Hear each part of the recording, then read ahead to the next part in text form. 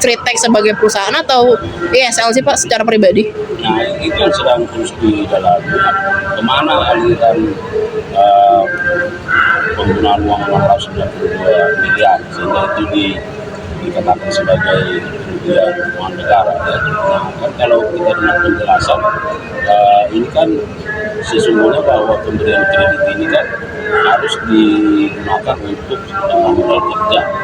Modal kerja berarti bagaimana operasionalisasi dari perusahaan ini sehingga perusahaan ini tidak mengalami kondisi yang katakanlah tidak baik ya, kalau modal kerja untuk para pegawai pekerja dan juga produksi ya. Tetapi kenyataannya kan bahwa yang bersangkutan ISL justru menggunakan ini untuk hal-hal lain, katakan untuk pembayaran utang. Nah ini sekarang yang sedang didalami oleh penyidik, apakah pembayaran utang perusahaan atau uang pribadi.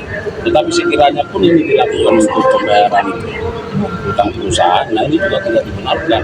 Kenapa? Karena ini tidak sesuai dengan prosedur, karena di dalam akad atau kontrak pemberian kredit itu sudah disepakati, sudah diperjanjikan bahwa ini dilakukan untuk modal kerja.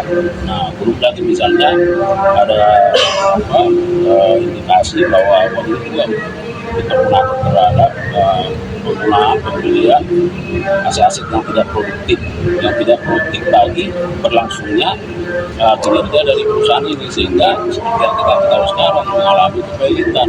Artinya kalau ada manajemen yang baik dengan pemberian kredit yang sudah sangat signifikan, barangkali bahwa PT Strategi akan tetap berada pada perusahaan yang sehat ya, karena sebagaimana informasi yang sudah disampaikan di tahun 2020 itu perusahaan ini mengalami keuntungan sebesar 1,8 triliun, tetapi pada tahun 2021 itu sudah minus 15 triliun lebih. Nah, jadi ada deviasi yang cukup signifikan yang barangkali itulah menjadi anomali dan pintu masuk bagi kita untuk mengkaji, menganalisa kenapa sih harus sampai begitu.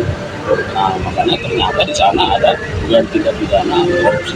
Pak, berarti fakta di lapangan Pak, yang ribuan orang pegawai kena PHK itu bisa menjadi pemberatan juga untuk di dalam kasus ini?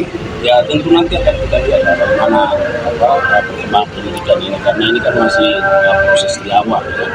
Bahwa tentu juga kita mengharapkan ada juga apakah berkaitan antara penggunaan uang yang tidak sebagaimana mestinya, termasuk dari pemberian kredit yang sudah diberikan berbagai bank ya, karena tidak dipergunakan sebagaimana mestinya, akhirnya mengakibatkan perusahaan tidak sehat dan melakukan PHK.